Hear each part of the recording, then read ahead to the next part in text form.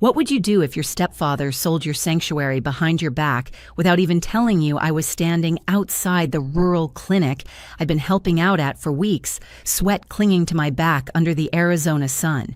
It had been a long day of stitching cuts, calming crying toddlers, and working side by side with overwhelmed local nurses. I was tired but satisfied until my phone buzzed in my pocket. I almost didn't check it, but the name on the screen made my stomach drop like a stone through a glass floor. Richard, my stepfather. I hadn't spoken to him in nearly 6 months by design, and when Richard called, it was never just to say hello. Still, I answered. Maybe I shouldn't have. "Hello," I said, keeping my voice flat. "Catherine," he said far too cheerfully. "Just thought you'd want to know I sold the mountain cabin."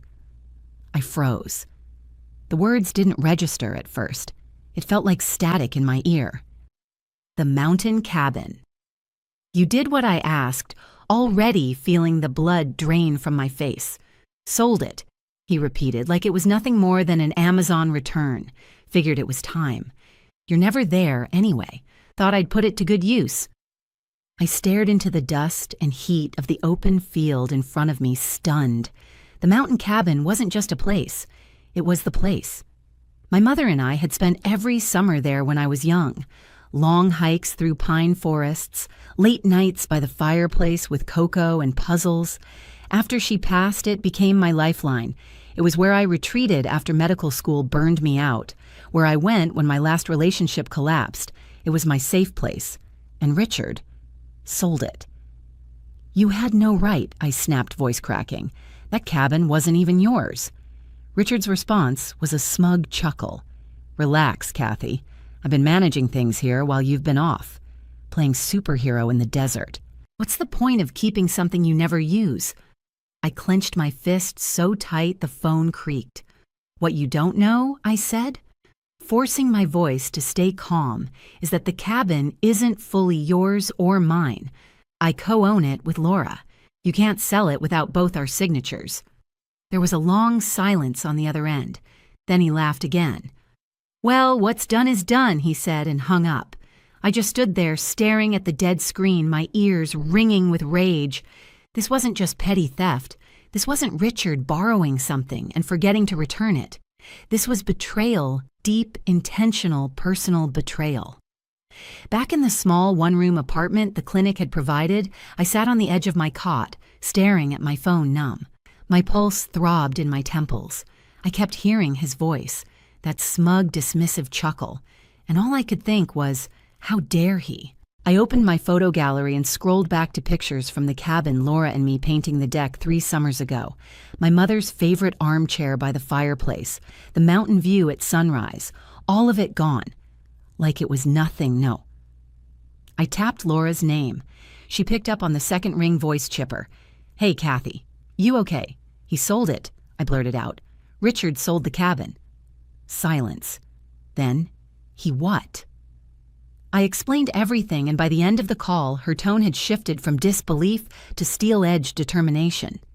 "He's out of his mind," she said. "But don't worry, we've got him. That sale can't be valid without my signature." "Can you pull the documents?" I asked. "I'll finish up here and get home. We need to stop this."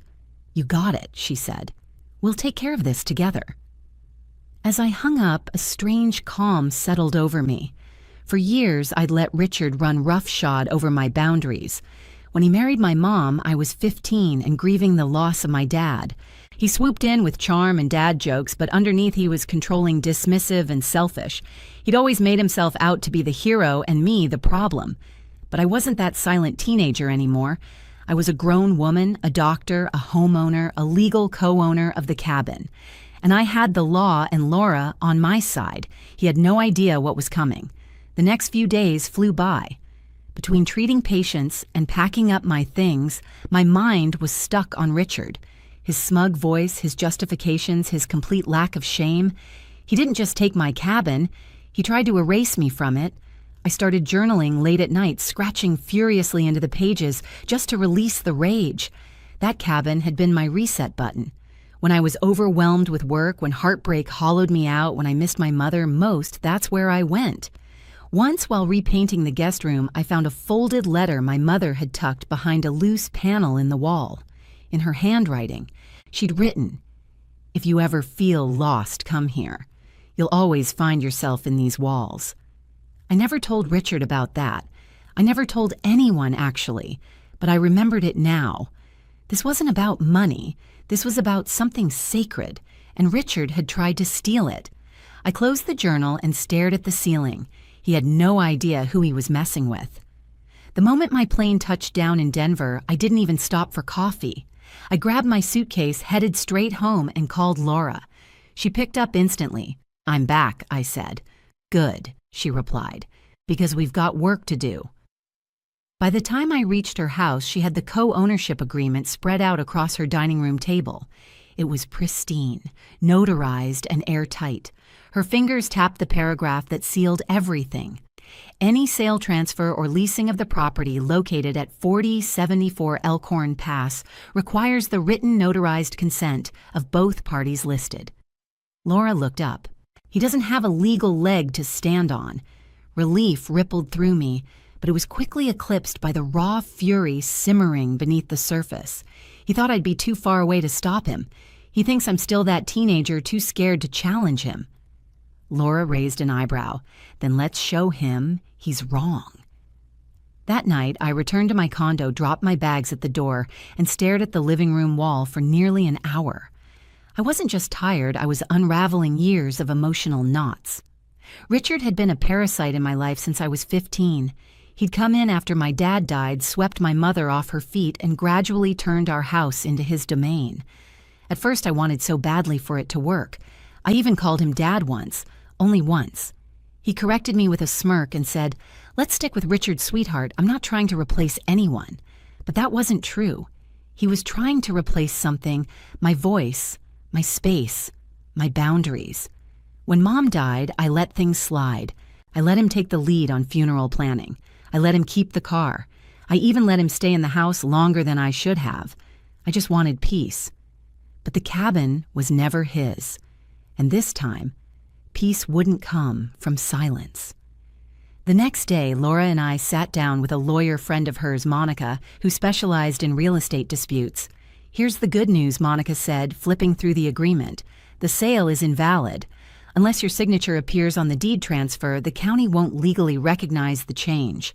She leaned in. "But here's the bad news. If the buyer was unaware, they may be entitled to pursue civil damages. Not against you, but Richard. And if this escalates, we're talking potential fraud charges." I blinked. "He might actually face legal consequences." "Absolutely," she said. "He signed something under false pretenses. That's more than a moral screw-up that's illegal." Laura looked at me. "Still want to handle this quietly?" I shook my head. "No, I want it handled correctly." Back at home, I found the mail piled up. Buried in it was a single envelope with no return address. Inside was a handwritten note in slanted, aggressive handwriting. "You're not the only one who cared about that place. You abandoned it. I made it useful again." He didn't even have the courage to call. I crumpled the letter and tossed it into the trash. That night, my phone rang. Richard.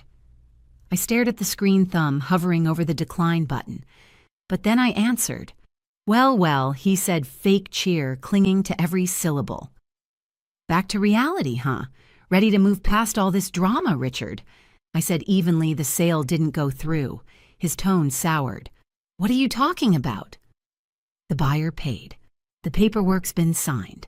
Not by me," I said, "and not by Laura, which makes the sale invalid. You tried to sell a property you don't own." Silence. "Then always playing the victim, huh? You're just like your mother, dramatic controlling." I didn't flinch. "You're going to stop. Now. We've contacted an attorney. If you so much as step near that cabin again, you'll hear from the authorities next." He scoffed, but it sounded brittle. "You wouldn't do that to your own family. You're not family," I said. "Not anymore." I hung up.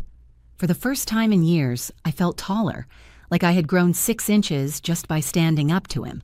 But the real shock came the next morning when Laura texted, "You're going to want to hear this. Call me ASAP." I did. She picked up on the first ring. I pulled the county records, she said, and guess what? There's no official transfer. The paperwork never got filed. The agent flagged it as suspicious. So it's not even a completed sale, I asked. Nope, she said. Which means we've got leverage and a paper trail. I let out a breath I didn't know I was holding. You ready for the next step? Laura asked. I looked around my kitchen. The same house Richard had told me I'd never be able to afford on my own. The same walls he once called a phase before trying to push me into letting him handle my finances. Yeah, I said. Let's shut him down. The morning after Laura confirmed the county never processed the sale, we were already moving forward with precision. The legal equivalent of war drums had begun, quiet, steady, and inevitable. Laura's lawyer friend Monica drafted a cease and desist letter.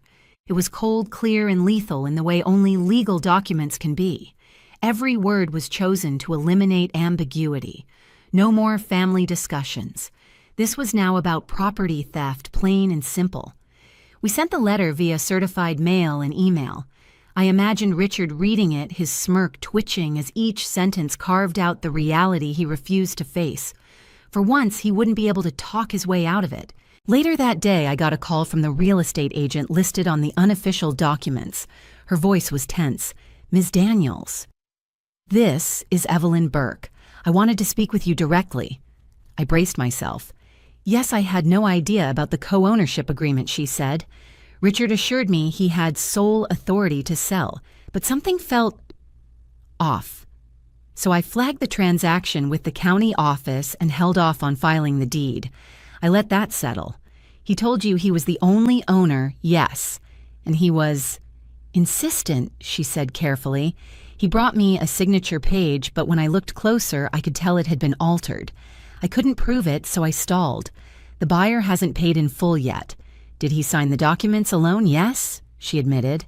I have the file if you'd like a copy. That would be helpful.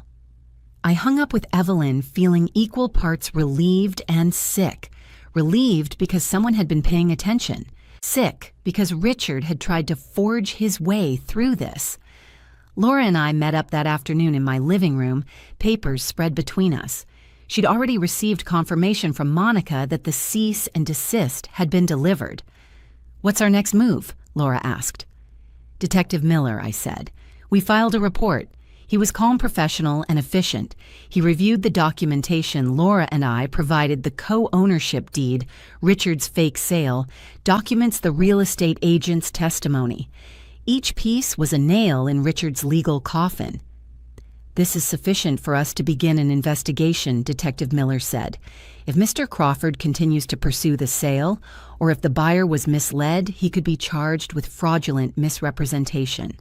I nodded slowly. Then let's move forward. I didn't tell Laura this part, but later that night, I found myself standing in the cabin's driveway. I'd driven up there alone, unsure what I was looking for. Maybe a sign that it was still mine. Maybe a memory I needed to relive. I walked inside and everything was still there. The throw blanket folded over the arm of the couch, the framed photo of Mom and me on the mantel, the books we'd read by candlelight during power outages. None of it had changed, except me. I wasn't here to reminisce. I was here to reclaim. As I stood in the kitchen staring at the small wooden table where Mom used to sit with her tea, I pulled open the bottom drawer on instinct, and there it was. The letter. My mother's handwriting was soft, slanted, and familiar. I'd read it 100 times. My Kathy. If you're reading this, it means you've returned. Maybe you're tired.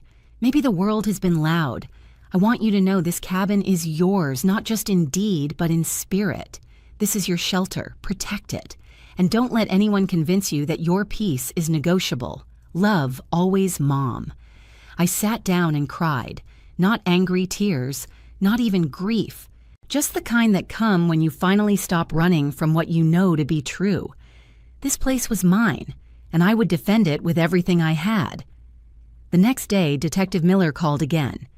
Miss Daniels, he said, we've reviewed the full document trail. We've also spoken to the buyer. They're willing to halt the transaction and cooperate with the investigation. I exhaled slowly. So, the sale is void, yes, he confirmed. Legally, the cabin remains under you and Miss Langley's ownership. However, we are preparing to question Mr. Crawford. If you're willing to pursue charges, we'll proceed." "I am," I said. He crossed a line. He doesn't get to walk away from this one. Understood. That night, Laura came over with a bottle of Pinot Noir. We sat on my porch under a thick blanket of stars. "To your mother," she said softly, raising her glass. I raised mine. And to never letting someone like Richard walk all over us again. We clinked glasses. I wasn't just reclaiming a cabin. I was reclaiming my voice. I should have expected it.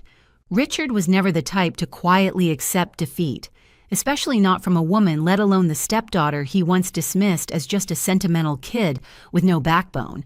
So when the knock came at my door 2 mornings later, I already knew who it was. He didn't even wait for me to open it. He barged in as soon as I cracked it, strutting past me like he still had some authority in my life.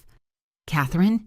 he drawled, flashing the same insincere smile that had fooled too many people for too long. "We need to talk." I closed the door behind him, but stayed standing. I wasn't going to sit and play house. "I got your little letter," he said, dropping his keys noisily on the table like he still lived here. Very official. Very dramatic. I folded my arms. "Good. Then you know this isn't a game." He scoffed and dropped into one of my dining chairs like he owned the place. "You always did have a flair for the theatrical. Look, I admit maybe I moved a little fast, but you weren't using the place, Kathy. I figured why not put it to better use?" I took a slow step forward. "You forged documents, Richard. You lied to a buyer. You told a real estate agent you had sole ownership. That's not moving fast, that's criminal." His smile faltered. "Just slightly.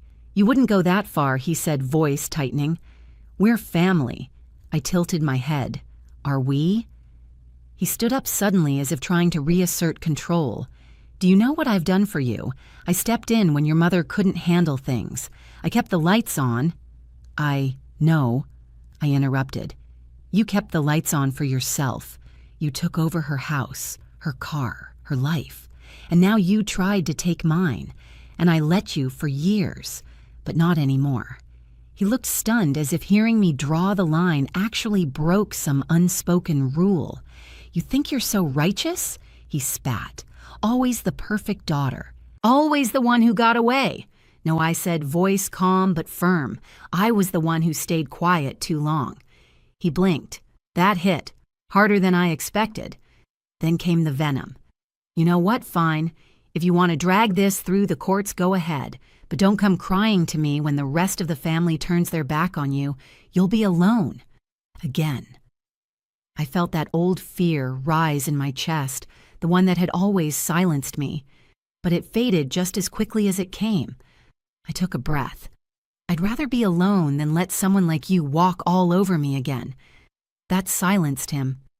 For the first time in my adult life, I watched Richard reach for his coat with a shaky hand. "You'll regret this," he said. "No," I replied. "You will." He slammed the door behind him. I didn't flinch. Instead, I called Laura. "He showed up," I said, pacing the living room. "Tried to bluff, guilt trip, threaten, and I didn't let him." I said. I held my ground. There was a pause. Then her voice, warm and sure, "I'm proud of you." That night, I took my laptop and began organizing the evidence, the signed co-ownership documents, screenshots of Richard's texts, a copy of the cease and desist, the flagged real estate paperwork, Evelyn's statement. Everything was in one folder. I titled it, Cabin Defense, Final. Later that week, Detective Miller followed up. "We've contacted the buyer and confirmed their willingness to withdraw," he said. "They're angry, of course, but not at you. At Richard. He misrepresented ownership. That's grounds for fraud. We're preparing formal charges." A strange mixture of satisfaction and sadness swelled in my chest. Satisfaction that justice was in motion. Sadness that it had come to this. "Do you want to move forward with pressing charges?" he asked. I paused for a moment. Then yes, I do. For years, Richard had chipped away at my confidence, my independence, my peace. Every guilt trip, every manipulation, Every backhanded comment at family dinners, every time he told me I was too emotional, dramatic, or selfish. This wasn't about punishing him. It was about protecting myself. That evening, I returned to the cabin with Laura. We walked through each room, inspecting everything from the hardwood floors to the old window frames. Everything was intact, but it felt different now, like it had been cracked open and put back together with stronger glue. We sat by the fireplace sipping wine in silence, the flicker of flames dancing across the walls. "To the fight," I said, raising my glass. Laura smiled, and to winning it. I smiled back, not because I'd crushed Richard, but because I hadn't crushed myself to keep the peace. 2 days after our quiet toast by the fireplace, I got the call. Miss Daniels, Detective Miller said, his tone clipped but calm. "Your stepfather, Richard Crawford, has been formally charged with fraudulent misrepresentation and attempted illegal transfer of jointly owned property." I didn't respond at first. I just sat on my couch staring at a dust mote suspended in sunlight, realizing the moment had come. This wasn't a theory anymore. It wasn't a dream. It wasn't one of those imaginary speeches you rehearse in the shower. It was real. "Thank you, Detective," I finally said. He cleared his throat. "He'll be required to appear in court. Based on the evidence you and Miss Langley provided, the case is strong. If convicted, he could face fines and a probationary sentence, possibly more depending on his prior record." I nodded, though he couldn't see me. "I understand. You've handled this with grace," he added. "I know it's not easy standing up to family. It's not. But it was necessary." After the call, I stepped outside and leaned against my porch railing, staring out into the trees that lined my backyard. I thought about everything Richard had taken from me, almost taken, my peace, my voice, my mother's legacy, but not this time. The following afternoon, Laura met me at the cabin. She brought a thermos of her famous maple chai and a folder of renovation ideas. "Figured it's time we put some fresh life into this place," she said, grinning. We walked the perimeter, taking note of places that needed touch-ups, peeling paint on the porch steps, moss creeping across the side, paneling a cracked window frame in the guest bedroom. But it didn't feel like damage. It felt like potential. "Let's do it ourselves," I said. Her eyebrows shot up. "You sure you've got enough on your plate?" "I want to. Every brushstroke, every repair, it's a reminder that this is ours." Over the next few weekends, we did just that. We patched the roof, sanded the floors, planted wildflowers around the porch, rehung the wind chimes my mom used to keep by the front door. With each fix, I felt stronger. Not in a loud, triumphant way, but in a steady, grounded way. Like every hammer strike echoed, "You are in control now." Richard called once more right before his court date. I didn't answer. His voicemail was exactly what I expected. Blame, resentment, self-pity. "You have no idea what this is doing to me. I thought we were family. I didn't deserve this. You always twist things, Kathy. Always. Delete." Later that week, I got a call from someone I hadn't expected, my mother's sister, Aunt June. She'd heard about the situation small towns have long echoes and wanted to check on me. "I always worried about Richard," she said. "Your mother." She saw the charm. I saw the cracks. "She deserved better," I whispered. "You all did," she replied. "But look at you now. You didn't just survive him, you held him accountable." I didn't know I needed to hear that, but I did. That same night, Laura and I stood on the back porch sipping wine again. We watched the mountains fade into dusk. "You know," she said, "there was a time when you'd have tried to reason with him, tried to make peace even at your own expense." "I know," I said. "I'm done with that." We toasted again, this time without words. The peace was louder than any speech I could have given. The cabin felt like it was breathing again. Mine. Fully. Finally. The courtroom was smaller than I expected. No dramatic wood panels or high ceilings. Just beige walls, stiff chairs, and a humming fluorescent light that buzzed like it knew secrets. Richard sat at the defendant's table, looking shrunken in a cheap navy suit. His lawyer whispered something into his ear, but he barely reacted. For the first time in years, he looked small, powerless. The judge read the charges: fraudulent misrepresentation, attempted unlawful property transfer, and false documentation for financial gain. Each word felt like oxygen to my lungs. When it was my turn to speak, I stood and approached the front. The judge had asked for a short statement. "I'm not here out of revenge," I said. "I'm here because someone I trusted used that trust as a weapon. The cabin isn't just property. It was the last place my mother and I shared together. He knew that, and he tried to take it anyway." I looked at Richard. He's done this before, not with houses, but with words, with guilt, with manipulation. I used to think I had to accept that because we were family. But now I know that blood doesn't justify betrayal, and silence isn't strength. I stepped back. The silence afterward was heavy. The judge nodded. Richard didn't even meet my eyes. He took a plea deal that day, avoiding jail time but accepting full responsibility and agreeing to pay legal fines, restitution to the potential buyer, and to never interfere with the cabin again. I didn't feel triumphant. I felt clean. That night, my mother called. Not a voicemail, not a letter. She called. We hadn't spoken since the charges were filed. I assumed she was angry or ashamed or in denial. When I picked up, her voice was low, hesitant. "I heard what happened in court," she said. I didn't answer.